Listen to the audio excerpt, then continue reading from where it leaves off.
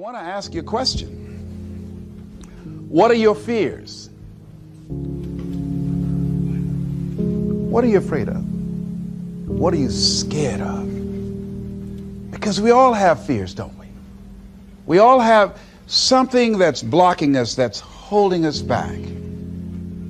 And as we begin to look at life, what we realize is that the reason that most people are not living out their true potential, are not doing all of the things that they would really like to do, is because of fear.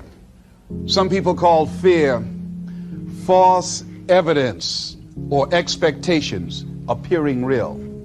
I'm reminded of the story of a guy that was living in an area where he had some new neighbors, and these neighbors had a bulldog. And when he came home every day, this bulldog used to chase him about a half a block from his house. Every day, he would have to streak home. I mean, he would just run. This bulldog would be right on his heels. And so he just got tired of that, because he would go home about a half a block away from home. He would look around for this bulldog, and he wouldn't see him. And he would go walking casually along, and this bulldog come out of nowhere, woo, woo, woo, and start chasing him. He'd run home. So this one day, he just got tired. And so when the bulldog was running after him, he started running. He saw a rock, and he stopped to pick it up to throw at the bulldog. And when the bulldog got up on him, he started barking. He realized the bulldog didn't have any teeth in his mouth. Then he started chasing the bulldog. If you don't get on away from it, because the most the bulldog could have done is gum, you know. And so, you know what? Most people go through life running scared. Running scared from things that have no teeth in them, because they're false expectations appearing real. That, see, we're brilliant enough to scare ourselves to death. You realize that? There are some people actually who get a kick out of scaring themselves to death.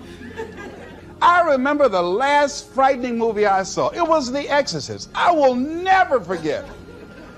I was so frightened when I came home. I'll never forget. I drove in the driveway, and I had already called my former wife and said, listen, turn the lights on.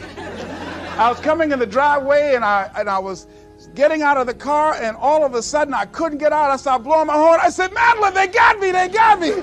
She came to the kitchen and said, take your seatbelt loose, fool. I said, oh, okay. I was frightened out of my wits.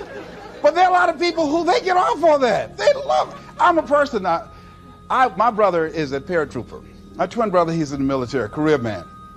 I would love to jump out of an airplane to parachute. I'm scared, though. I mean, I really admire my brother for that. I would really love to be macho man like that.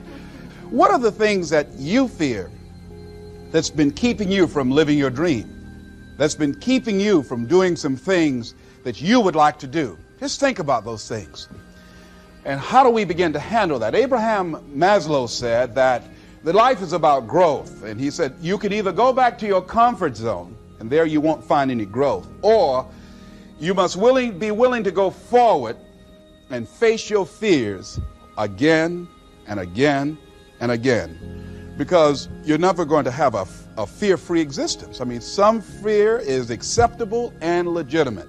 There are some things that you really should be afraid of. Now, you shouldn't allow it to immobilize you. You acknowledge it, you take it into account, and you carry yourself accordingly. There are times that we should proceed with caution. But it's the difference between being stopped by fear.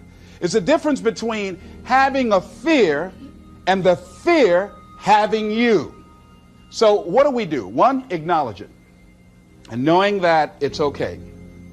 Don't condemn yourself for being afraid. It's perfectly fine to have some fears. You acknowledge your fears, you embrace those fears, and then you move on. You act on whatever it is that you fear. Because once you embrace it, see, what you resist will persist.